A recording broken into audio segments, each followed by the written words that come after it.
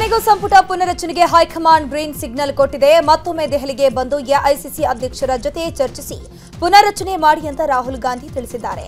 CM ನಿರ್ಧಾರದ ದಿನಾಂಕದಂದೇ ಸಂಪುಟ ಪುನರಚನೆಗೆ ಮುಹೂರ್ತ ಫಿಕ್ಸ್ ಆಗಲಿದೆ. ಅರ್ಧ ಡಜನ್ಗೂ ಹೆಚ್ಚು ಸಚಿವರನ್ನ ಕೈಬಿಡೋ ಬಗ್ಗೆ ಸಿಎಂ ಪ್ರಸ್ತಾಪ ಮಾಡಿದ್ದಾರೆ. ಯುವಕರಿಗೆ ಜಾತಿವಾರು, ಪ್ರಾದೇಶಿಕವಾರು, ಸಾಮಾಜಿಕವಾರು ಅವಕಾಶ ನೀಡೋದು ಮತ್ತು ಕೈ ಬಿಡಲಿರುವ ಸಚಿವರಿಗೆ ಪಕ್ಷದ ಕೆಲಸದಲ್ಲಿ ತೊಡಗಿಸಿಕೊಳ್ಳುವಂತೆ ರಾಹುಲ್ ಗಾಂಧಿ ಸೂಚನೆ ಕೊಟ್ಟಿದ್ದಾರೆ. ಅಲ್ಲದೆ ಮತ್ತೆ ಸೋಮವಾರ ದೆಹಲಿಗೆ ಬರುವಂತೆ ಸಿಎಂ ಸಿದ್ದರಾಮಯ್ಯ ಸೂಚನೆ ಕೊಟ್ಟಿರುವಂತದ್ದು. ಈ ಮೂಲಕ ನಾಯಕತ್ವ ಬದಲಾವಣೆಯ ಚರ್ಚೆಗೆ ಬ್ರೇಕ್ ಬಿದ್ದಿದೆ. ಇದೇ ವೇಳೆ ಬಿಹಾರ ಫಲಿತಾಂಶದ ಬಗ್ಗೆಯೂ ಚರ್ಚೆ ಮಾಡಿದ್ದಾರೆ. ಈ ವೇಳೆ ನಿಮ್ ಜೊತೆ ನಾವಿದ್ದೀವಿ ಅಂತ ಸಿದ್ದರಾಮಯ್ಯ ಹೇಳಿದ್ದಾರೆ. ಸಿಎಂ ಸಿದ್ದರಾಮಯ್ಯ ದೆಹಲಿಗೆ ಡಿಸಿಎಂ ಡಿಕೆ ಶಿವಕುಮಾರ್ ಕೂಡ ತೆರಳಿದ್ದಾರೆ. ಯಾವುದೇ ಮಾಹಿತಿ ನೀಡದೆ ಏರ್ಪೋರ್ಟ್ನಿಂದ ತೆರಳಿದ್ದಾರೆ. ಕೆಲ ಹೊತ್ತಲ್ಲೇ ಹೈಕಮಾಂಡ್ ನಾಯಕರನ್ನ ಭೇಟಿ ಮಾಡುವ ಸಾಧ್ಯತೆ ಇದೆ. ಬಿಹಾರ ಚುನಾವಣೆಯಲ್ಲಿ ಕಾಂಗ್ರೆಸ್ ಸೋಲಿನ ಬೆನ್ನಲ್ಲೇ ರಾಜ್ಯದಲ್ಲಿ ನವೆಂಬರ್ ಕ್ರಾಂತಿ ಸದ್ದು ಜೋರಾಗ್ತಾ ಇದೆ. ಈ ಬಗ್ಗೆ ಮಂಗಳೂರಿನಲ್ಲಿ ಮಾತನಾಡಿರುವಂತಹ ಸಚಿವ ದಿನೇಶ್ ಗುಂಡೂರಾವ್, ಬಿಹಾರ ಚುನಾವಣೆಗೂ ನವೆಂಬರ್ ಕ್ರಾಂತಿಗೂ ಯಾವುದೇ ಸಂಬಂಧ ಇಲ್ಲ. ನವೆಂಬರ್ ಕ್ರಾಂತಿಗೆ ಯಾವುದೇ ಆಧಾರಗಳೂ ಇಲ್ಲ. ಬಿಹಾರದಲ್ಲಿ ಸರ್ಕಾರದ ದುಡ್ಡಲ್ಲಿ ಮತ ಖರೀದಿಸಿದ್ದಾರೆ. ಚುನಾವಣಾ ಆಯೋಗ ಇದಕ್ಕೆ ಅವಕಾಶವನ್ನ ಮಾಡಿಕೊಟ್ಟಿದೆ ಅಂತ ಕಿಡಿಕಾರಿದ್ರು. ಈ ಎಲೆಕ್ಷನ್ಗೂ ಅದಕ್ಕೂ ಯಾವ ಸಂಬಂಧನೂ ಇಲ್ಲ. ಮತ್ತು ನವೆಂಬರ್ ಕ್ರಾಂತಿ ಅಂತ ಅದು ಎಲ್ಲಿಂದನೋ ಸೃಷ್ಟಿಯಾಗಿತ್ತು. ಅದಕ್ಕೆ ಯಾವುದೇ ರೀತಿಯ ಆಧಾರಗಳು ಕೂಡ ಇಲ್ಲ. ಎಲೆಕ್ಷನ್ಗೂ ನಮ್ಮ ರಾಜ್ಯದ ರಾಜಕಾರಣಕ್ಕೂ ಏನು ಸಂಬಂಧ ಇಲ್ಲ. ಬಟ್ ನವೆಂಬರ್ ಕ್ರಾಂತಿ ಅಂತ ಅದಕ್ಕೂ ಕೂಡ ಯಾವ ಆಧಾರನೂ ಕೂಡ ಇಲ್ಲ. ಅದು ಪೂರ್ವ ನಿಯೋಜಿತ. ಅದನ್ನು ಇವತ್ತಿಗೆ ಚುನಾವಣೆಗೂ ಈ ಡೇಟು ರಿಸಲ್ಟ್ಗೆ ಯಾವುದಕ್ಕೂ ಸಂಬಂಧ ಇಲ್ಲ. ಅಲ್ಲಿ ಅಲ್ಲೊಂದು ನೋಡಿ, ಅದು ನಾನು ಹೇಳುವಂಥದ್ದೇನಲ್ಲ. ಅದು ಮುಖ್ಯಮಂತ್ರಿಯವ್ರಿಗೆ ನೀವು ಕೇಳಬೇಕು. ಅದು ಅವರ ವ್ಯಾಪ್ತಿಗೆ ಬರುವಂಥದ್ದು. ಸಿಎಂ ಬದಲಾವಣೆ ವಿಚಾರ ಕುರಿತು ಯಾವುದೇ ಚರ್ಚೆ ಇಲ್ಲ. 5 ವರ್ಷ ಸಿದ್ದರಾಮಯ್ಯವರೇ ಸಿಎಂ ಆಗಿರ್ತಾರೆ ಅಂತ ದಾವಣಗೆರೆಯಲ್ಲಿ ಸಚಿವ ಸತೀಶ್ ಜಾರಕಿಹೊಳಿ ಹೇಳಿದ್ದಾರೆ. ಅದ್ಯಾವುದು ಈಗ ಚರ್ಚೆನೇ ಇಲ್ಲ. ಸಿಎಂ ಅವರು ಇದ್ದಾರೆ, ಅವರು ಹೇಳಿದ್ದಾರೆ, ಎಲ್ಲರೂ ಹೇಳಿದ್ದಾರೆ. ಇನ್ನು ಹೇಳಿದ್ಮ್ಯಾಗ ಅದ್ರ ಬಗ್ಗೆ ಚರ್ಚೆ ಮಾಡೋದು ಅವಶ್ಯಕತೆ ಇಲ್ಲ. ಅವ್ರು ಹೇಳಿದಾರಲ್ಲ, ಸಿಎಂ ಅವ್ರು ನಾನೇ ಇರ್ತಾರಂತ. ಇನ್ನು ಬದಲಾವಣೆ ಮಾಡೋರು ಯಾರು? ಅವರೇ ಹೇಳಿದಾರಲ್ಲ. ಅದು ಗೊತ್ತಿಲ್ಲ. ಅದು ವರಿಷ್ಠರೇ ತೀರ್ಮಾನ ಮಾಡಬೇಕು. ಇಲ್ಲ, ಡೆಲ್ಲಿಗೆ ಹೋಗ್ತಾನೆ ಇರ್ತೀವಿ. ಮಂತ್ರಿಗಳು ನಮ್ಮ ಕೆಲಸ ಇರ್ತಾವೆ. ಅದಕ್ಕೂ ಏನು ಸಂಬಂಧ ಇಲ್ಲ. ಹೋಗ್ತಾನೆ ಇರ್ತೀವಿ. ನಮ್ಮ ಜೋಡಿ ಯಾಕೆ ಮಾಡ್ತಾರೆ? ರೀಶಫಲ್ ಮಾಡ್ಲಿಕ್ಕೆ ನಾವು ಅಧ್ಯಕ್ಷರಲ್ಲ, ಸಿಎಂ ಅಲ್ಲ. ಅವ್ರು ಮಾಡ್ಕೋತಾರೆ, ಅವ್ರು ಕರೀತಾರೆ, ಅವ್ರು ಮಾಡ್ಕೋತಾರೆ. ಅದು ನಮ್ಮ ವ್ಯಾಪ್ತಿಗೆ ಬರೋಲ್ಲ. ಸಂಪುಟ ಪುನಾರಚನೆ ಆದರೆ ವಾಲ್ಮೀಕಿ ಸಮುದಾಯಕ್ಕೆ ಏನೋ ಹೇಳಿದ್ವಿ, ಕೊಡಬೇಕಂತ ಹೇಳಿದ್ವಿ. ಈಗೂ ಕೂಡ ಒತ್ತಾಯ ಮಾಡ್ತೀವಿ. 2 ಅಂತಿ ಕೊಡಲೇಬೇಕು. ಯಾಕಂದರೆ ನಮ್ಮ ಸಮುದಾಯದ ಅದು ಪಾಲಿತ್ತು. ಈಗ ಅವ್ರಿಗೆ ಕೊಟ್ಟರೆ. ಬಿಹಾರ ವಿಧಾನಸಭಾ ಚುನಾವಣೆಯಲ್ಲಿ ಎನ್ಡಿಎ ಭರ್ಜರಿ ಗೆಲುವು ಸಾಧಿಸಿದೆ. ಓಟು ಚೋರಿಯಿಂದಲೇ ಈ ಗೆಲುವು ಅಂತ ಕಾಂಗ್ರೆಸ್ ಗಂಭೀರ ಆರೋಪ ಮಾಡ್ತಾ ಇದೆ. ಬೆಂಗಳೂರಿನ ಫ್ರೀಡಂ ಪಾರ್ಕ್ನಲ್ಲಿ ಯುವ ಕಾಂಗ್ರೆಸ್ ಪ್ರತಿಭಟಿಸ್ತಾ ಇದೆ. ಯೂತ್ ಕಾಂಗ್ರೆಸ್ ರಾಷ್ಟ್ರೀಯ ಅಧ್ಯಕ್ಷ ಉದಯ್ ಭಾನು, ಸಚಿವ ಸಂತೋಷ್ ಲಾಡ್, ಪರಿಷತ್ ಸದಸ್ಯ ಸಲೀಂ ಅಹಮದ್ ಸೇರಿದಂತೆ ಹಲವು ನಾಯಕರು ಪ್ರತಿಭಟನೆಯಲ್ಲಿ ಭಾಗಿಯಾಗಿದ್ದಾರೆ.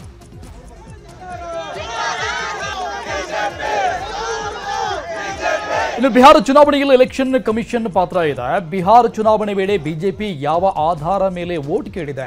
ಹೆಣ್ಮಕ್ಕಳಿಗೆ ಹಣ ಕೊಟ್ಟು ವೋಟ್ ಖರೀದಿ ಮಾಡಿದ್ದಾರೆ ಅಂತ ಸಚಿವ ಸಂತೋಷ್ ಲಾಡ್ ಕಿಡಿಕಾರಿದ್ರು. 1 ಲಕ್ಷ ಕೋಟಿ ಡೆವಲಪ್ಮೆಂಟ್ ಕೊಡ್ತಾರೆ. ಇವತ್ತು ಬಿಜೆಪಿ ಅವರು ಗೆದ್ದಿರ್ತಕ್ಕಂಥದ್ದು ಸುಮಾರು ಬಿಹಾರ್ನಲ್ಲಿ ಚುನಾವಣೆಗೆ ಮುಂಚೆ ಮೋದಿ ಸಾಹೇಬರು 1 ಲಕ್ಷದ ದುಡ್ಡು ಡೆವಲಪ್ಮೆಂಟ್, 1 ಲಕ್ಷ ಕೋಟಿ ಡೆವಲಪ್ಮೆಂಟ್ ಕೊಡ್ತಾರೆ. ಇವತ್ತು ಹೆಣ್ಮಕ್ಳಿಗೆ ವಿಶೇಷವಾಗಿ 10,000 ರೂಪಾಯಿ ಹೆಣ್ಮಕ್ಳಿಗೆ ಕೊಟ್ಟು ಓಟನ್ನು ತಗೊಂಡು ನೀವು ಗೆದ್ದಿರ್ತಕ್ಕಂಥವ್ರು. ಇವತ್ತು ನಿಮಗೆ ಯಾವ ನೈತಿಕತೆ ಇದೆ? ಏನು ಈ ಚುನಾವಣೆ ನಡೆದಿದೆ, ಇದು ಯಾವುದೇ ರೀತಿಯಾಗಿ ಕಾನೂನಾತ್ಮಕವಾಗಿ ಚುನಾವಣೆ ಆಗಿಲ್ಲ. ಅದಕ್ಕೆ ನಾವೆಲ್ಲ ಇಲ್ಲಿ ಸೇರಿರ್ತಕ್ಕಂಥವ್ರು ಬಿಹಾರ್ ಚುನಾವಣೆ ಏನು ನಡೀತು ಅದನ್ನ ಖಂಡನೆ ಮಾಡಿದ್ದೇವೆ. ನೀವು 10,000 ರೂಪಾಯಿ ಓಟನ್ನ ನೀವು ಚುನಾವಣೆ ಪ್ರಕ್ರಿಯೆ ಅನೌನ್ಸ್ ಆದ ನಂತರ ಕೂಡ ನೀವು ದುಡ್ಡನ್ನು ಕೊಟ್ಟಿದ್ದೀರಿ. ದುಡ್ಡು ಕೊಟ್ಟು ಓಟನ್ನು ಖರೀದಿ ಮಾಡಿ ಗೆದ್ದಿದ್ದೀರಿ. ಅದಕ್ಕೆ ಇದು ವಿಶೇಷವಾಗಿ ಯೂತ್ ಕಾಂಗ್ರೆಸ್ನವರು ಇವತ್ತು ನಮ್ಮ ಬೆಂಗಳೂರು ಭಾಗದಲ್ಲಿ ಇದೇನು ಹೋರಾಟವನ್ನು ಪ್ರಾರಂಭ ಮಾಡಿದಿರಿ. ಎಲೆಕ್ಷನ್ ಕಮಿಷನರ್ ಮಾಡಿರ್ತಕ್ಕಂಥ ಒಂದು ಮಿಲಾ ಭಗವತ್ನಲ್ಲಿ ಇವತ್ತು ಬಿಜೆಪಿ ಗೆದ್ದಿದೆ. ಇವತ್ತು ಬಿಜೆಪಿ ಅವರು ಗೆದ್ದಿರ್ತಾರೆ. ಇದೇ ವೇಳೆ ಮಾತನಾಡಿದ ಪರಿಷತ್ ಸದಸ್ಯ ಸಲೀಂ ಅಹಮದ್, ಇದು ಎಲೆಕ್ಷನ್ ಕಮಿಷನ್ ಮತ್ತು ಬಿಜೆಪಿಯ ಗೆಲುವು, ಇದು ಬಿಹಾರ ಜನರ ತೀರ್ಪಲ್ಲ ಅಂತ ಕಿಡಿಕಾರಿದ್ರು. ನಿನ್ನೆ ತಾನೇ ಬಿಹಾರ ಎಲೆಕ್ಷನ್ ಆಯಿತು. ಆ ಎಲೆಕ್ಷನ್ ಬಿಹಾರ ಜನರ ವೋಟಿಂದ ಅಲ್ಲ. ಆ ಗೆಲುವು ಎಲೆಕ್ಷನ್ ಕಮಿಷನ್ ಆಫ್ ಇಂಡಿಯಾ ಮತ್ತೆ ಬಿಜೆಪಿ ಸರ್ಕಾರದ ಗೆಲುವು. ಬಿಜೆಪಿ ಮತ್ತು ಎಲೆಕ್ಷನ್ ಕಮಿಷನ್ನ ವೋಟ್ ಚೋರಿ ಅಲ್ಲ, ವೋಟಿನ ಡಕಾಯಿತಿಗಳು ಅಂತ ಹೇಳಬೇಕಾಗ್ತದೆ. ವೋಟಿನ ಡಕಾಯಿತಿಗಳು. ಯಾವ ನೈತಿಕತೆ ಉಳಿದಿಲ್ಲ, ಯಾವ ಸಿದ್ಧಾಂತ. ಬಿಹಾರ ಚುನಾವಣೆ ಫಲಿತಾಂಶ ಬಗ್ಗೆ ಮಾಜಿ ಸಚಿವ ಕೆಎನ್ ರಾಜಣ್ಣ ಬೇಸರ ಹೊರಹಾಕಿದ್ದಾರೆ. ಕಳೆದ ಲೋಕಸಭೆಯಲ್ಲೂ ಮಹಿಳೆಯರು ಕಾಂಗ್ರೆಸ್ಗೆ ಮತ ಹಾಕಿಲ್ಲ. ಫ್ರೀ ತಗೊಂಡ ಮಹಿಳೆಯರು ಮತ ಹಾಕಿದ್ರೆ ನಾವು ಹೆಚ್ಚಿಗೆ ಸ್ಥಾನ ಗೆಲ್ತಿದ್ವಿ. ಬಿಹಾರದಲ್ಲಿ ಈಗ ಬಿಜೆಪಿ ಪ್ಯಾಟರ್ನ್ ಚೇಂಜ್ ಮಾಡಿಕೊಂಡಿದ್ದಾರೆ. ಹಿಂದೂ ಮುಸ್ಲಿಂ ಬಿಟ್ಟು ಮಹಿಳೆಯರು ಯುವಕರು ಎಂಬ ತಂತ್ರವನ್ನ ಮಾಡಿದ್ದಾರೆ ಅಂತ ಹೇಳಿದರು. ರೆಡ್ಡಿ ಅವರು ನಮ್ಮ ಸಿದ್ದರಾಮಯ್ಯವರು ಫ್ರೀ ಬಸ್ಸು ಪಾಸ್ ಹೆಣ್ಮಕ್ಳಿಗೆ ಏನು ಸ್ವಾಮಿ ಅವರೆಲ್ಲ ಓಟ್ ಹಾಕಿದ್ರೆ ಪಾರ್ಲಿಮೆಂಟ್ ಸೋಲ್ತಾನೆ ಇರಲಿಲ್ಲ. ನೀವು ಹಾಕಲೇ ಇಲ್ಲಲ್ಲ, ಎಲ್ಲರೂ ಹಾಕಿಲ್ಲ ಅಂತಲ್ಲ. ಅದರಲ್ಲಿ ಇವಾಗ ನೋಡಿ ಬಿಹಾರಲ್ಲಿ ಗೆಲ್ಸಿರೋದು ಯಾರಪ್ಪ ಅಂದ್ರೆ ಅವರೇ ಹೆಣ್ಮಕ್ಳೆ. ರಾತ್ರಿ ನಾನು ಮೋದಿಯವ್ರ ಭಾಷಣ ಕೇಳ್ತಾ ಇದ್ದೆ. MOI ಅಂತಂದ್ರೆ ಮೊದಲು ಮುಸ್ಲಿಮ್ಸು ಯಾದವರು ಅಂತ ಮಾಡ್ತಾ ಇದ್ದಿದ್ರು. ಈಗ MOI ಅಂದ್ರೆ ಮಹಿಳೆಯರು ಮತ್ತೆ ಯುವಕರು ಅಂತೇಳಿ ಹೊಸ ಒಂದು ವ್ಯಾಖ್ಯಾನವನ್ನು ನನ್ನ ಮೋದಿಯವರು ಹೇಳ್ತಾ ಇದ್ದಾರೆ.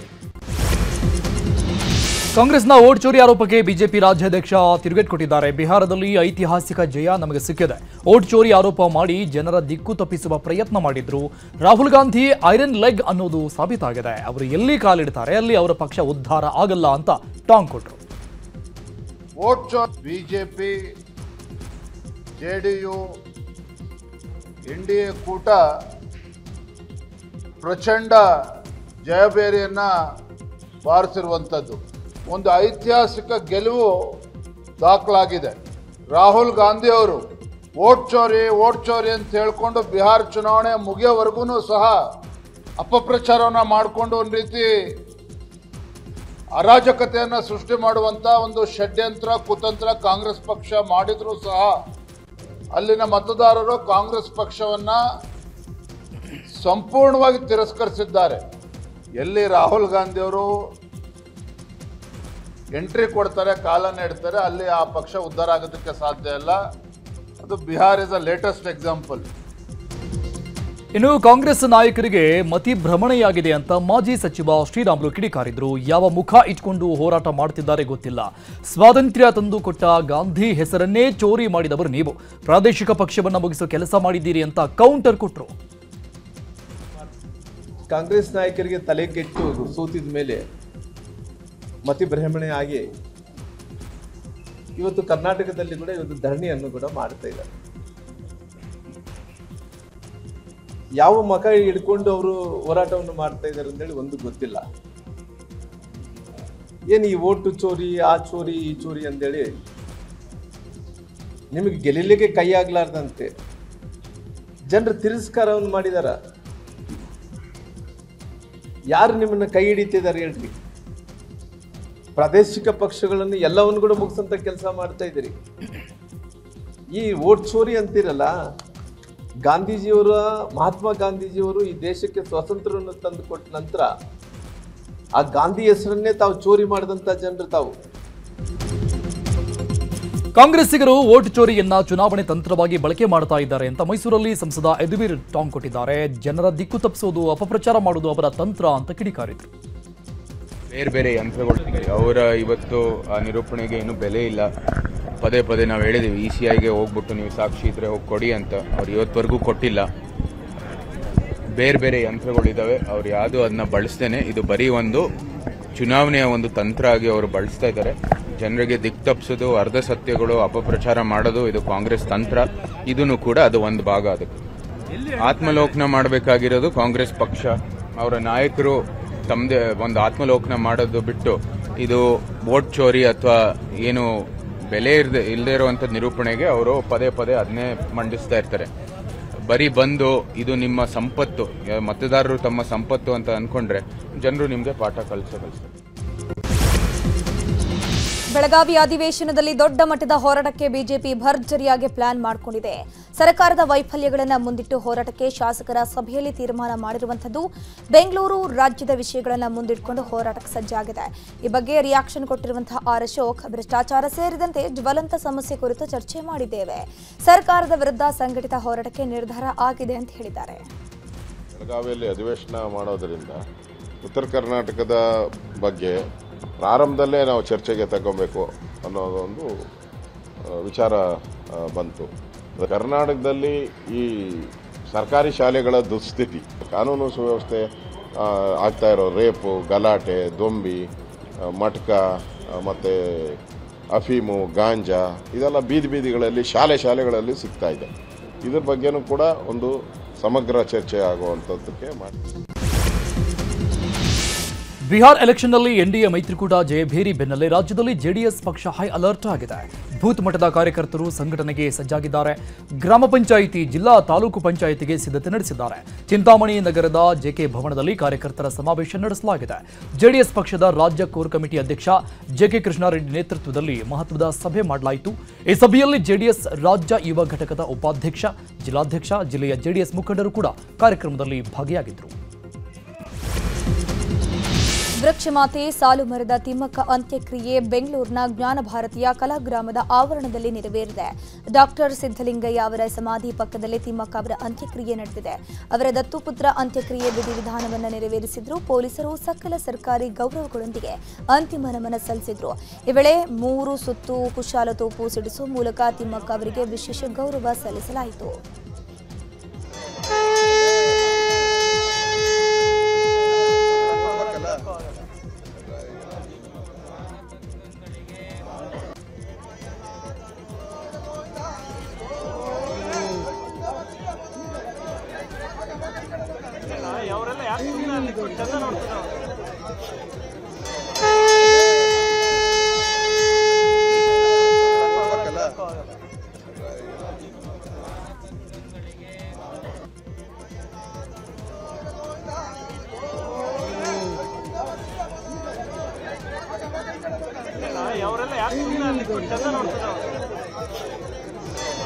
ಸಾಲುಮರದ ತಿಮ್ಮಕ್ಕನ ಸ್ಮಾರಕ 2 ತಿಂಗಳಲ್ಲಿ ಮುಗಿಯಬೇಕು ಅಂತ ಪುತ್ರ ಉಮೇಶ್ ಹೇಳಿದ್ದಾರೆ. ಅಜ್ಜಿಗೊಂದು ಸ್ಮಾರಕ ಕಟ್ಕೊಡಿ, ಇಲ್ಲವಾದ್ರೆ ಅಜ್ಜಿಯನ್ನ ಇಲ್ಲಿಂದ ಕರ್ಕೊಂಡು ಹೋಗ್ತೀನಿ.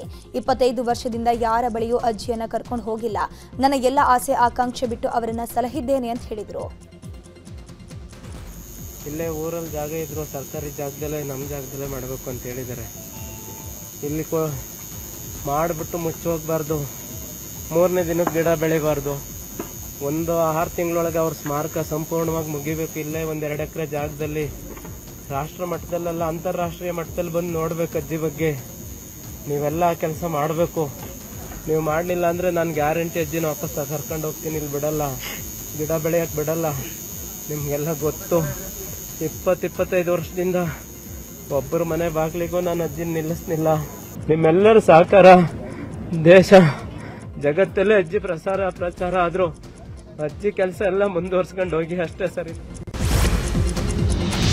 ಹೊರ ರಾಜ್ಯದಲ್ಲಿ ಕಲಬೆರಕೆ ತುಪ್ಪ ತಯಾರಿಸಿ ನಂದಿನಿ ಬ್ರ್ಯಾಂಡ್ ಹೆಸರಲ್ಲಿ ಮಾರಾಟ ಮಾಡಲಾಗ್ತಾ ಇದೆ. ಸ್ಯಾಚೆಟ್ ಮತ್ತು ಪ್ಲಾಸ್ಟಿಕ್ ಬಾಟಲ್ನಲ್ಲಿ ನಗರದಾದ್ಯಂತ ಮಾರಾಟ ಮಾಡ್ತಾ ಇದ್ದ ಜಾಲ ಪತ್ತೆಯಾಗಿದೆ. ಮಹೇಂದ್ರ, ದೀಪಕ್, ಮುನಿರಾಜು ಅನ್ನುವರು ಸಪ್ಲೈ ಮಾಡ್ತಾ ಇದ್ರಂತೆ. ಸದ್ಯ ಆರೋಪಿಗಳನ್ನ ಸಿಸಿಬಿ ಪೊಲೀಸರು ಬಂಧಿಸಿದ್ದು 1.5 ಕೋಟಿ ಬೆಲೆಯ 8,000 ಲೀಟರ್ ನಕಲಿ ನಂದಿನಿ ತುಪ್ಪವನ್ನು ಸೀಸ್ ಮಾಡಲಾಗಿದೆ. ನಂದಿನಿ ಬೆಲೆಗೆ ನಕಲಿ ತುಪ್ಪ ಮಾರಾಟ ಮಾಡ್ತಾ ಇದ್ರು ಅನ್ನೋದು ತನಿಖೆ ವೇಳೆ ಬಯಲಾಗಿದೆ. ಅಷ್ಟೇ ಅಲ್ಲ, ಅದರಲ್ಲಿ ಪಾಮ್ ಆಯಿಲ್ ಮತ್ತು ಕೋಕೋನಟ್ ಆಯಿಲ್ ಕೂಡ ಅದನ್ನು ಕಲಬೆರಕೆ ಮಾಡಿ ಮಾರುವಂಥ ಒಂದು ಜಾಲ ಇತ್ತು. ಆ ಜಾಲವನ್ನು ನಮ್ಮ ಸಿಸಿಬಿ ಪೊಲೀಸರು ರೇಡ್ ಮಾಡಿ ನಮ್ಮ ಎಲ್ಲ ಅಧಿಕಾರಿಗಳ ಜೊತೆ ಜಂಟಿ ಕಾರ್ಯಾಚರಣೆ ಮಾಡಿ ರೇಡ್ ಮಾಡಿದ್ರು. ಸುಮಾರು 8,000 ಲೀಟರ್ ಅಷ್ಟು ನಕಲಿ ನಂದಿನಿ ತುಪ್ಪದ ಸ್ಯಾಚೆಟ್ಗಳು ಮತ್ತು ಪ್ರಾಡಕ್ಟ್ಸು. ಕೆಎಂಎಫ್ ನಿರ್ದೇಶಕರಾಗಿ ಶಾಸಕ ಕೆವೈ ನಂಜೇಗೌಡ ಅವಿರೋಧವಾಗಿ ಆಯ್ಕೆಯಾಗಿದ್ದಾರೆ. ಕೋಲಾರ ಹಾಲು ಒಕ್ಕೂಟ ನಿರ್ದೇಶಕರ ಸಭೆಯಲ್ಲಿ ಇಂದು ಆಯ್ಕೆ ಮಾಡಲಾಗಿದೆ. ಕೆವೈ ನಂಜೇಗೌಡ ಕೋಲಾರ ಹಾಲು ಒಕ್ಕೂಟ ಕೋಮುಲ್ ಅಧ್ಯಕ್ಷರಾಗಿದ್ದರು. ಅಲ್ಲದೆ ಕೆಎಂಎಫ್ ಅಧ್ಯಕ್ಷ ಸ್ಥಾನದ ಆಕಾಂಕ್ಷಿಯಾಗಿದ್ದರು. ಸದ್ಯ ಕಾಂಗ್ರೆಸ್ನಲ್ಲಿ ಕೆಎಂಎಫ್ ಅಧ್ಯಕ್ಷ ಸ್ಥಾನಕ್ಕಾಗಿ ಪೈಪೋಟಿ ಜೋರಾಗಿತ್ತು. ಚಲನಚಿತ್ರ ನಟಿಗೆ ಲೈಂಗಿಕ ಕಿರುಕುಳ ನೀಡಿದ ಆರೋಪಿಯ ಬಂಧನ ಆಗಿದೆ. ಉದ್ಯಮಿ ಅರವಿಂದ್ ವೆಂಕಟೇಶ್ ರೆಡ್ಡಿಯನ್ನ ಎಸಿಪಿ ಚಂದನ್ ಮತ್ತು ಟೀಮ್ನಿಂದ ಬಂಧನ ಮಾಡಲಾಗಿದೆ. 2021ರಲ್ಲಿ ಪರಿಚಯವಾಗಿದ್ದ ನಟಿಗೆ ಲೈಂಗಿಕ ಕಿರುಕುಳ ಆರೋಪ ಮಾಡಲಾಗಿದೆ. ಆರ್ಆರ್ ನಗರ ಪೊಲೀಸ್ ಠಾಣೆಯಲ್ಲಿ ಸಂಬಂಧಪಟ್ಟಂಗೆ ದೂರು ದಾಖಲಾಗಿತ್ತು. ಆರೋಪಿ ಬಂಧನಕ್ಕೆ ಎಸ್ಪಿ ಚಂದನ್ ಮತ್ತು ಸುಬ್ರಹ್ಮಣಿ ತಂಡ ರಚನೆ ಮಾಡಲಾಗಿತ್ತು. ಆರೋಪಿ ಬಂಧನಕ್ಕೆ ಪೊಲೀಸರು ಲುಕೌಟ್ ನೋಟಿಸ್ ಜಾರಿ ಮಾಡಿದ್ರು. ಆರೋಪಿ ಶ್ರೀಲಂಕಾದಿಂದ ಬೆಂಗಳೂರಿಗೆ ವಾಪಸ್ ಆಗಿರೋ ಸಂದರ್ಭದಲ್ಲಿ ವಿಮಾನ ನಿಲ್ದಾಣದಲ್ಲೇ ಬಂಧನ ಮಾಡಿದ್ದಾರೆ. ಪರಪ್ಪನ ಅಗ್ರಹಾರದಲ್ಲಿ ರಾಜ್ಯಾತಿಥ್ಯದ ವಿಡಿಯೋ ವೈರಲ್ ಕೇಸ್ ತನಿಖೆ ಚುರುಕುಗೊಂಡಿದೆ. ನಟ ಧನ್ವೀರ್ಗೆ 2ನೇ ಬಾರಿ ವಿಚಾರಣೆಗೆ ಹಾಜರಾಗೋಕೆ ಪೊಲೀಸರು ನೋಟಿಸ್ ಕೊಟ್ಟಿದ್ದಾರೆ. ಆದರೆ ನಟ ಧನ್ವೀರ್ ದಿನಕ್ಕೊಂದು ನೆಪ ಹೇಳಿ ವಿಚಾರಣೆಗೆ ಹಾಜರಾಗ್ತಾ ಇಲ್ಲ. ಇವತ್ತು ಕೂಡ ಹಾಜರಾಗುವುದು ಡೌಟ್ ಅಂತ ಹೇಳಲಾಗ್ತಾ ಇದೆ. ನಿನ್ನೆ ಹಾಜರಾಗದ ಹಿನ್ನೆಲೆಯಲ್ಲಿ ಇವತ್ತು ವಿಚಾರಣೆಗೆ ಹಾಜರಾಗುವ ಸಾಧ್ಯತೆ ಇದೆ. ಕಳೆದ ವಾರ ವಶಕ್ಕೆ ಪಡೆದು ವಿಚಾರಣೆ ನಡೆಸಿದ್ರು. ಅಲ್ಲದೆ ಮೊಬೈಲ್ ವಶಕ್ಕೆ ಪಡೆದು ರಿಟ್ರೀವ್ಗೂ ಕಳಿಸಿದ್ದು. ಇವತ್ತು ಮತ್ತೆ ವಿಚಾರಣೆಗೆ ಹಾಜರಾಗುವ ಸಾಧ್ಯತೆ ಇದೆ. ಚಿತ್ತಾಪುರದಲ್ಲಿ ನಾಳೆ ಆರ್ಎಸ್ಎಸ್ ಪಥಸಂಚಲನ ಹಿನ್ನೆಲೆ ಆರ್ಎಸ್ಎಸ್ ಕಾರ್ಯಕರ್ತರು ಚಿತ್ತಾಪುರ ಪಟ್ಟಣದ ನಾಗರಿಕರೊಂದಿಗೆ ಶಾಂತಿ ಸಭೆ ನಡೆಸಿದ್ದಾರೆ. ಚಿತ್ತಾಪುರ ಡಿವೈಎಸ್ಪಿ ಶಂಕರ್ ಗೌಡ, ಸಿಪಿಐ ಚಂದ್ರಶೇಖರ್ ತಿಗ್ಗಡಿ ನೇತೃತ್ವದಲ್ಲಿ ಸಭೆ ನಡೆಸಲಾಯಿತು. ಶಾಂತಿ ಸಭೆಯಲ್ಲಿ ಹೈಕೋರ್ಟ್ ನಿರ್ದೇಶನ, ಸರ್ಕಾರದ ಷರತ್ತುಗಳನ್ನು ಪಾಲಿಸುವಂತೆ ಸೂಚನೆ ನೀಡಲಾಯಿತು. ಈಗಾಗಲೇ ಪೊಲೀಸ್ ಅಧಿಕಾರಿಗಳು ಪಥಸಂಚಲನ ರೂಟ್ನಲ್ಲಿ ಸಿಸಿಟಿವಿ ಅಳವಡಿಕೆ ಮಾಡಿದ್ದಾರೆ. ಮೈಸೂರಲ್ಲಿ ಹುಲಿ ದಾಳಿ ಹಿನ್ನೆಲೆಯಲ್ಲಿ ರೈತರಿಗೆ ಫೇಸ್ ಮಾಸ್ಕ್ ನೀಡಲು ಅರಣ್ಯ ಇಲಾಖೆ ನಿರ್ಧಾರ ಮಾಡಿದೆ. ಹುಲಿ ದಾಳಿ ತಡೆಯಲು ಫೇಸ್ ಮಾಸ್ಕ್ ನೀಡೋಕೆ ಮುಂದಾಗಿದೆ. ಈಗಾಗಲೇ ಕಾಡಂಚಿನ ಗ್ರಾಮದ ಜನರಿಗೆ ಅರಣ್ಯ ಇಲಾಖೆಯಿಂದ ಫೇಸ್ ಮಾಸ್ಕ್ ವಿತರಣೆ ಮಾಡಲಾಗಿದೆ. ಮೊದಲ ಹಂತದಲ್ಲಿ 5,000 ಜನರಿಗೆ ಮಾಸ್ಕ್ ವಿತರಿಸಲಾಗಿದೆ. ಕುತ್ತಿಗೆ ಭಾಗಕ್ಕೆ ಹುಲಿ ದಾಳಿ ಮಾಡುತ್ತಿದ್ದು, ಹೀಗಾಗಿ ಮನುಷ್ಯನ ಮುಖವನ್ನು ಹೋಲುವ ಮಾಸ್ಕ್ ನೀಡಿದ್ದು ಹುಲಿ ದಾಳಿ ತಪ್ಪಿಸಲು ಅರಣ್ಯ ಇಲಾಖೆ ಮುಂದಾಗಿದೆ.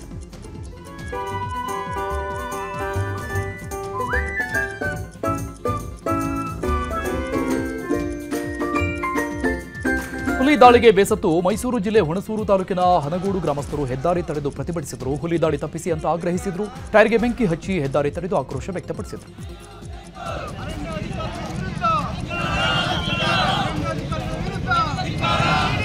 ಹುಲಿಯನ್ನು ಹಿಡಿಯಿರಿ, ಹುಲಿಯನ್ನು ಹಿಡಿಯಿರಿ, ಹುಲಿಯನ್ನು ಹಿಡಿಯಿರಿ. ಬಾಗಲಕೋಟೆಯ ಮುಧೋಳದಲ್ಲಿ ಕಬ್ಬು ಬೆಳೆಗಾರರ ಕಿಚ್ಚು ತಣ್ಣಗಾಗಿದೆ. ಆದರೆ ಮುಧೋಳದಲ್ಲಿ ನಡೆದ ಹಿಂಸಾಚಾರಕ್ಕೆ ಕಾರಣ ಯಾರು ಅನ್ನೋದ್ರ ಬಗ್ಗೆ ಚರ್ಚೆ ನಡೀತಾನೆ ಇದೆ. ಶಾಂತವಾಗಿ ನಡೀತಿದ್ದ ಪ್ರತಿಭಟನೆ ವೇಳೆ ಟ್ರ್ಯಾಕ್ಟರ್ಗಳಿಗೆ ಬೆಂಕಿ ಹಚ್ಚಿದವರು ಯಾರು ಅನ್ನೋ ಪ್ರಶ್ನೆಗೆ ಎಲ್ಲರನ್ನೂ ಕಾಡ್ತಾ ಇರುವಂಥದ್ದು. ಇದೇ ವಿಚಾರಕ್ಕೆ ರೈತರು ಮತ್ತು ರೈತ ಸಂಘಟನೆಗಳ ಮಧ್ಯೆ ಆರೋಪ ಪ್ರತ್ಯಾರೋಪ ನಡೀತಾ ಇದೆ. ರೈತ ಸಂಘಟನೆಗಳತ್ತ ರೈತರು ಬೊಟ್ಟು ಮಾಡಿದ್ರೆ ಕಾರ್ಖಾನೆ ಮೇಲೆ ರೈತ ಸಂಘಟನೆಗಳು ಆರೋಪ ಮಾಡ್ತಾ ಇದೆ. ರೈತರ ಹೋರಾಟ ಹತ್ತಿಕ್ಕೋಕೆ ಕಾರ್ಖಾನೆ ಪರವಾಗಿರುವಂತಹ ಜನರನ್ನ ಹೋರಾಟಗಾರರ ವಿರುದ್ಧ ಎತ್ತಿಕಟ್ಟಿ ಗಲಾಟೆ ಮಾಡಿಸುವ ಹುನ್ನಾರ ಅಂತ ರೈತರು ಆರೋಪಿಸುತ್ತಿದ್ದಾರೆ.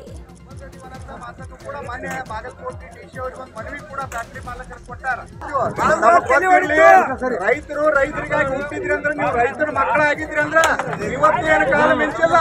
ಡಿಸಿ ಅವ್ರು ಮಾತಾಡ್ರಿ, ಎಸ್.ಪಿ. ಸಾಹೇಬ್ರು ಮಾತಾಡ್ಕೊಂಡ ಸಂಧಾನ ಮಾಡ್ಕೊಂಡ.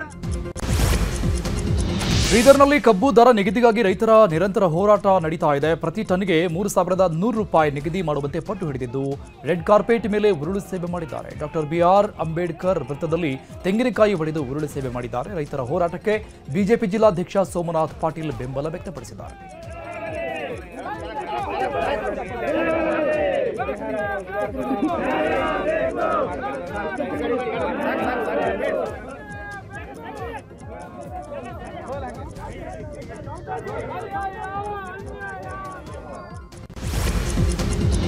ದೆಹಲಿ ಬಾಂಬ್ ಸ್ಫೋಟ ಘಟನೆಯನ್ನು ಖಂಡಿಸಿ ಮೈಸೂರಿನಲ್ಲಿ ಪ್ರತಿಭಟನೆ ಮಾಡಲಾಯಿತು. ಹಿಂದೂ ಜಾಗರಣ ವೇದಿಕೆ ವತಿಯಿಂದ ನಗರದ ಗಾಂಧಿ ವೃತ್ತದ ಬಳಿ ಪ್ರೊಟೆಸ್ಟ್ ಅನ್ನು ಮಾಡಿದರು. ದೆಹಲಿಯಲ್ಲಿ ನಡೆದ ಕೃತ್ಯಕ್ಕೆ ತೀವ್ರ ಖಂಡನೆ. ಮುಸ್ಲಿಂ ಸಮುದಾಯದಲ್ಲಿ ಅನಕ್ಷರಸ್ಥರು ಭಯೋತ್ಪಾದನೆ ಚಟುವಟಿಕೆಗಳಲ್ಲಿ ಭಾಗಿಯಾಗ್ತಿದ್ರು. ಆದರೆ ಇತ್ತೀಚೆಗೆ ಡಾಕ್ಟರ್ಗಳು, ಇಂಜಿನಿಯರ್ ಇಂದ ವ್ಯಾಸಂಗ ಮಾಡಿರುವವರು, ದೊಡ್ಡ ದೊಡ್ಡ ವಿದ್ಯಾವಂತರು ಭಯೋತ್ಪಾದನಾ ಚಟುವಟಿಕೆಯಲ್ಲಿ ತೊಡಗಿರುವುದು ಆತಂಕಕಾರಿ ಬೆಳವಣಿಗೆ. ಹೀಗಾಗಿ ಸರ್ಕಾರ ಈ ಪ್ರಕರಣವನ್ನು ಗಂಭೀರವಾಗಿ ಪರಿಗಣಿಸಬೇಕು. ಮತೀಯವಾದಿಗಳ ಹುಟ್ಟು ಅಡಗಿಸುವಂತಹ ನಿಟ್ಟಿನಲ್ಲಿ ಕಠಿಣ ಕ್ರಮ ತೆಗೆದುಕೊಳ್ಳಬೇಕು ಅಂತ ಪ್ರತಿಭಟನಾಕಾರರು ಆಗ್ರಹಿಸಿದ್ದಾರೆ.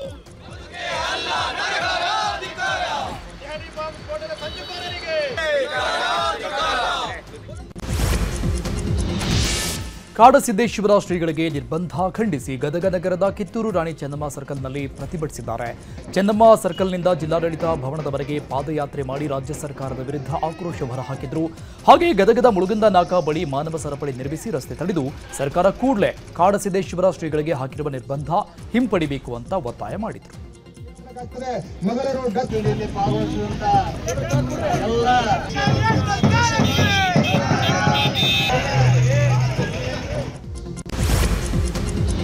ಚಾಮರಾಜನಗರದ ಜ್ಯೋತಿ ಗೌಡನಾಪುರದಲ್ಲಿ ಅಕ್ಟೋಬರ್ 23ರಂದು ಬುದ್ಧ ಪ್ರತಿಮೆ ಧ್ವಂಸ, ಅಂಬೇಡ್ಕರ್ ಭಾವಚಿತ್ರ ವಿರೂಪ ಪ್ರಕರಣ ನಡೆದಿತ್ತು. ಹೀಗಾಗಿ ಓರ್ವ ವ್ಯಕ್ತಿಯನ್ನು ಬಂಧಿಸಲಾಗಿತ್ತು. ಆದರೆ ನಿರಪರಾಧಿಯ ಬಂಧನ ಆರೋಪ ಮಾಡಿ ನಾಯಕ ಸಮುದಾಯದಿಂದ ಭಾರೀ ಪ್ರತಿಭಟನೆ ಮಾಡಲಾಗಿತ್ತು. ನಾಯಕ ಸಮುದಾಯಕ್ಕೆ ಕೆಟ್ಟ ಹೆಸರು ತರೋಕೆ ಹುನ್ನಾರ ಅಂತ ಆಕ್ರೋಶವನ್ನು ಹೊರಹಾಕಿದ್ದು, ನಿರಪರಾಧಿ ಬಿಡುಗಡೆಗೆ ಮಾಡಿ ಅಂತ ಹೇಳಿಕೊಂಡು ನೈಜ ಆರೋಪಿಗಳನ್ನು ಬಂಧಿಸುವಂತೆ ಆಗ್ರಹಿಸಿದ್ದಾರೆ. ಒಂದು ವೇಳೆ ಬೇಡಿಕೆ ಈಡೇರದಿದ್ದರೆ ಪ್ರತಿಭಟನೆ ಮುಂದುವರಿಸುವಂತಹ ಎಚ್ಚರಿಕೆ ನೀಡಿದ್ದಾರೆ. ಕುಕ್ಕೆ ಸುಬ್ರಹ್ಮಣ್ಯದಲ್ಲಿ ವಾರ್ಷಿಕ ಜಾತ್ರೋತ್ಸವಕ್ಕೆ ಚಾಲನೆ ಸಿಕ್ಕಿದೆ. ಜಾತ್ರೋತ್ಸವ ಹಿನ್ನೆಲೆಯಲ್ಲಿ ಕ್ಷೇತ್ರದಲ್ಲಿ ಮೂಲ ಮೃತ್ತಿಕೆ ಪ್ರಸಾದ ವಿತರಣೆ ಮಾಡಲಾಗಿದೆ. ದೇವಸ್ಥಾನದ ಗರ್ಭಗುಡಿಯ ಒಳಗಿನ ಹುತ್ತದ ಮಣ್ಣು ತೆಗೆದು ಪ್ರಸಾದ ರೂಪದಲ್ಲಿ ಕೊಡುವ ಮೈಲ ಮೃತ್ತಿಕೆ ಇದಾಗಿದ್ದು, ಯಾವುದೇ ಕ್ಷೇತ್ರದಲ್ಲೂ ಇಂಥ ಆಚರಣೆ ಇಲ್ಲ. ಕ್ಷೇತ್ರದ ಪ್ರಧಾನ ಅರ್ಚಕರು ಮೃತ್ತಿಕೆಯನ್ನ ಸಂಗ್ರಹಿಸಿ ಭಕ್ತರಿಗೆ ನೀಡುತ್ತಾರೆ. ಮೂಲ ಮೃತ್ತಿಕೆ ಪ್ರಸಾದದಿಂದ ಹಲವು ದೇಹ ಸಂಬಂಧಿ ರೋಗಗಳು ಶಮನಗೊಳ್ಳುತ್ತವೆ ಅನ್ನುವ ನಂಬಿಕೆ ಇದೆ. ಜಮ್ಮು ಕಾಶ್ಮೀರದ ಶ್ರೀನಗರದಲ್ಲಿರುವಂತಹ ನವಾಂಗ ಪೊಲೀಸ್ ಠಾಣೆಯಲ್ಲಿ ಭಾರೀ ಸ್ಫೋಟ ಸಂಭವಿಸಿದೆ. ಘಟನೆಯಲ್ಲಿ ಈವರೆಗೆ 9 ಜನರು ಸಾವನ್ನಪ್ಪಿದ್ದು 29 ಮಂದಿ ಗಾಯಗೊಂಡಿದ್ದಾರೆ. ಡಾಕ್ಟರ್ ಮುಜಾಮಿಲ್ ಮನೆಯಲ್ಲಿ 360 ಕಿಲೋಗ್ರಾಂ ಸ್ಫೋಟಕ ಸೀಸ್ ಮಾಡಲಾಗಿತ್ತು. ಇನ್ನು ಅದೇ ಸ್ಫೋಟಕಗಳನ್ನು ಪರಿಶೀಲನೆ ಮಾಡುವಾಗ ಏಕಾಏಕಿ ಬ್ಲಾಸ್ಟ್ ಆಗಿದೆ. ಅಮಿತ್ ಶಾ ಇಂದು ಶ್ರೀನಗರಕ್ಕೆ ಭೇಟಿ ಕೊಡುವಂತಹ ಸಾಧ್ಯತೆ ಇದೆ.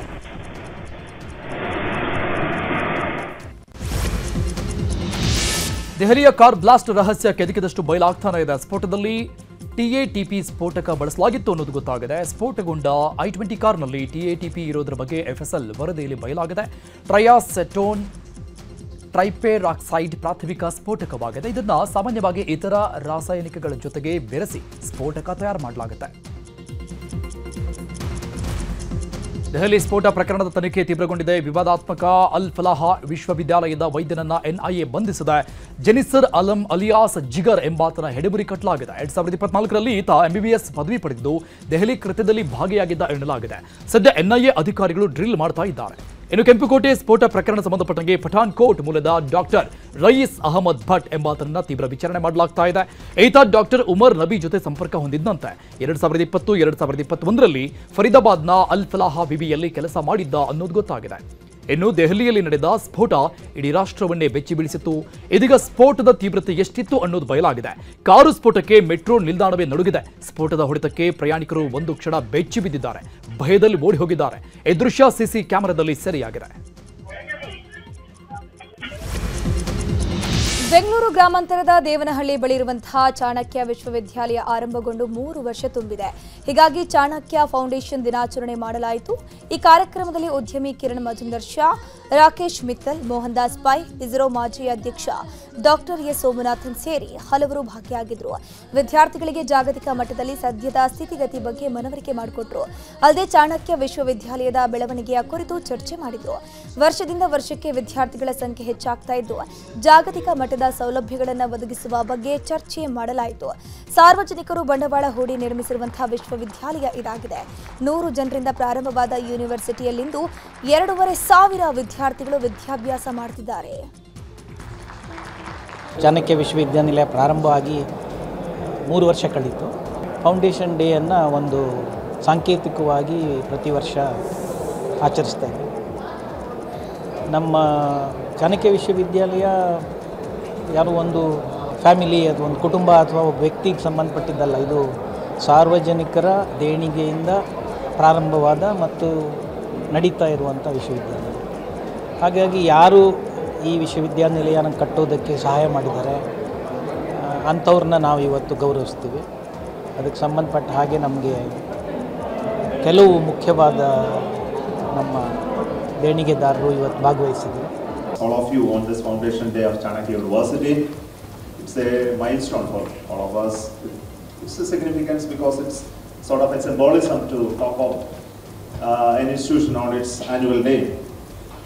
But for Chanakya University, this is just an early phase of its life. I am sure about it. It's going to have a very long, lengthy, wonderful history.